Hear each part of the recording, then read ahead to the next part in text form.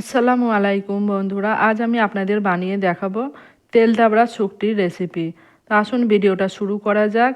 এখানে নিয়ে নিয়েছি শুকটি মাছ, নিয়ে নিয়েছি কুচানো পেঁয়াজ, কাঁচা লঙ্কা, ধনেপাতা এবং মটরশুঁটি। সর্বপ্রথমে গ্যাস ওভেনে আমি একটা কড়াই বসিয়ে দিয়েছি। কড়াইটাকে বেশ গরম করে নিলাম।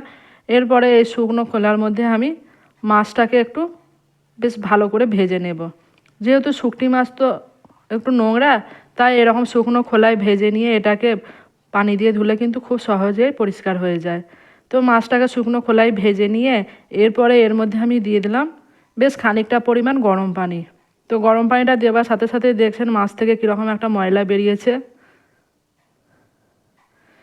এরপরে মাছটাকে আমি পরিষ্কার করে ধুয়ে নেব। শুকটি মাছে যেহেতু অনেক কাঁটা থাকে, সূক্ষ্ম সূক্ষ্ম কাঁটা, তাই আমি আজকের রেসিপিটা কিন্তু এই মাছ থেকে কাঁটাটাকে আলাদা করে রান্না করব। তাহলে কিন্তু খাবার সময় মুখের মধ্যে এই কাঁটাগুলো আর ঠেকবে না। তো দেখুন এইরকমভাবে ঠিক মাছ থেকে আমি কাঁটাগুলো আলাদা করে নিচ্ছি। প্রত্যেকটা মাছই একই রকমভাবেই বার করে নেব কাঁটা।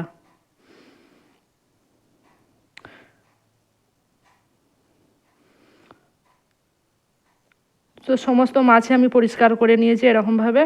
তো দেখুন পানিটা কীরকম পরিমাণ ময়লা হয়েছে। এরপরে কিন্তু মাছটাকে আবারও আমি নর্মাল পানিতে ভালো করে ধুয়ে নিয়েছি। এদিকে একটা পাত্রের মধ্যে আমি নিয়ে নিলাম কুচানো পেঁয়াজ, দিয়ে দিলাম কাঁচা পাকা লঙ্কা, দিয়ে দেব পরিমাণ মতো লবণ।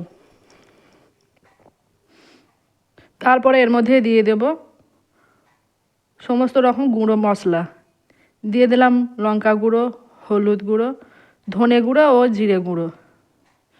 এরপরে সমস্ত মশলাটাই পেঁয়াজের সাথে বেশ ভালো করে হাতের সাহায্যে একটু চটকে নেব। তো এইদিকে গ্যাস ওভেনের মধ্যে আমি কড়াইটা বসিয়ে দিয়েছি। এরপরে কড়াইটাকে একটু ভালো মতো গরম করে নিয়ে এর মধ্যে আমি দিয়ে দেব সরষের তেল। তবে হ্যাঁ, এই শুকটি মাছের রেসিপি করলে আপনারা অবশ্যই কিন্তু সরষের তেল দিয়ে বানাবেন। সরষের তেলের একটা অসাধারণ একটা স্বাদ আছে। তো তেলটাকে খুব ভালো মতো একটু গরম করে নিয়ে এর মধ্যে আমি কেটে বেছে ধুয়ে রাখা শুকটি মাছটা দিয়ে দেব। তারপরে এই তেলের মধ্যে শুকটি মাছটাকে কিন্তু খুব ভালো মতো করে একটু লালচে লালচে করে ভেজে নেব। তো মাছটাকে খুব ভালো করে একটু ভেজে নিচ্ছি, খুন্তির সাহায্যে নাড়াচাড়া করে নিচ্ছি।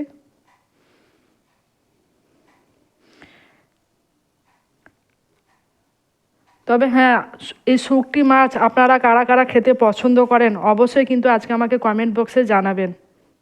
আর এইরকমভাবে একবার শুকটি মাছ বানিয়ে দেখবেন, খেতে কিন্তু অসম্ভব সুন্দর লাগে। দেখুন মাছটা খুব ভালো মতোই ভাজা হয়ে গেছে। এরপরে আমি এর মধ্যে মশলা দিয়ে মেখে রাখা পেঁয়াজটা দিয়ে দিলাম।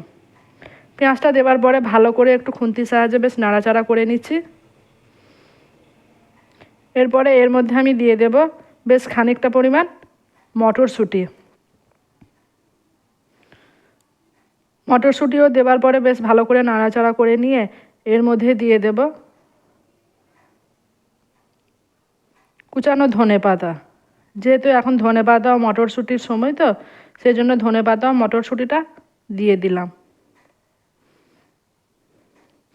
তারপরে সমস্ত কিছুকে বেশ ভালো করে খুন্তির সাহায্যে একটু ভেজে নিচ্ছি।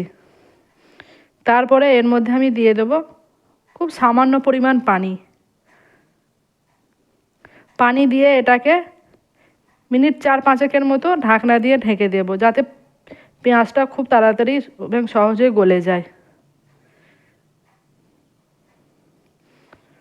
এবার ঢাকনাটা আপনাদের খুলে দেখায়।